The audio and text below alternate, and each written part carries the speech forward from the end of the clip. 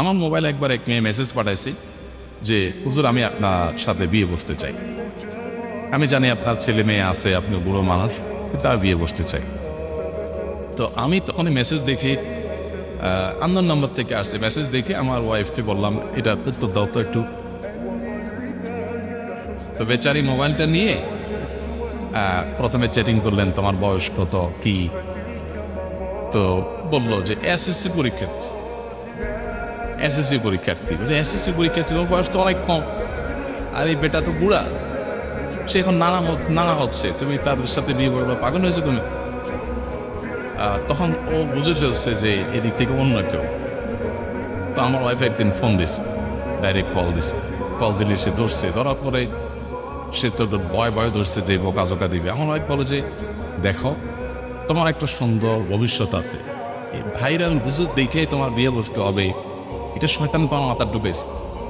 তুমি যদি মুত্তাকি পরেজগার কোনো ছেলের কাছে বিয়ে বসতে চাও, তোমার বিয়ের সময় হলে, তোমার অভিভাবকরা সম্মত হলে, তুমি এসএসসি পরীক্ষা দিচ্ছে, আমার পড়া যথেষ্ট ভালো বয়স রয়েছে, অভিভাবকরা যদি সম্মত হয় তাহলে একটু সময় নিয়ে খুঁজতে থাকি, আমরা তোমাদের সহযোগিতা করবো। ভালো দিনদার ছেলে কীভাবে পাওয়া যায় আমি ওনাকে বলবো, নিয়ে খুঁজে দিবে। তো সুন্দর করে বুঝাই দিচ্ছি, দেখো এগুলো বয়সের ভ্রম, একটা বয়সে পাগলামও থাকে, এরপর একটা সময় মানুষের চোখ কান খুলে যায়, তখন ভুল বুঝে। তোমার এগুলো করা উচিত না, তুমি আল্লাহকে ভয় করো। তো তুমি তো অন্যায় কিছু বলো না, তুমি বিয়ে বসতে চাইছো, এটা তো গুনার কিছু না, কিন্তু বিয়ের জন্য এইভাবে না, তোমার বাবা মাকে কারোর কাছে প্রস্তাবের জন্য পাঠাবা। আর এই বুড়া টুড়ালা, তুমি ইয়াং মানুষ, ইয়াং বিয়ে করো। তাকে সুন্দর করে বুঝাই দিছে। পরে মোবাইল রাখার পরে আমার ওয়াইফ আমাকে বলতেছে যে ও বেচারি আমার এই কথাগুলো শোনার পরে সে বলতেছে যে আপা আপনি এরকম করে আমার বোঝাবেন, আমি এটা আশা করি, আমি তো মরছি আমার গালি গালাজ করি, আমি তো মরছি আমার গোষ্ঠী উদ্ধার করবেন, কিন্তু আপনি যে এত সুন্দর করে বোঝাবেন এটা আমি চিন্তাই করি নাই। সে অনেক খুশি হয়েছে যে ঠিক আছে আপনি আমার বুঝাই দিচ্ছেন, আমি বুঝছি। এখন এইটুকু তো একজন দায়ীকে বুঝতে হবে যে ফিতনার জায়গাটা তাকে কি করতে হবে, প্রপার রোলটা কি প্লে করতে হবে। এত যদি না বুঝে সে কিসে, তাও ঠিক আছে।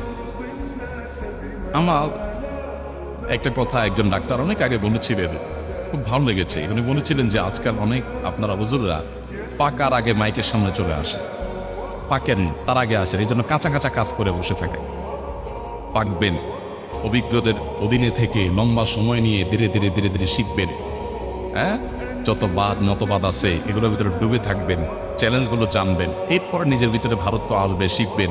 আস্তে আস্তে আপনি ইন্টার্নি শুরু করবেন, এরপরে মূল প্ল্যাটফর্মে আসবে। আজকাল দেখা যায় সবাই আমরা ওয়াজ মাহফিলের বক্তা অথবা আপনার দায়ী হয়ে গেছি।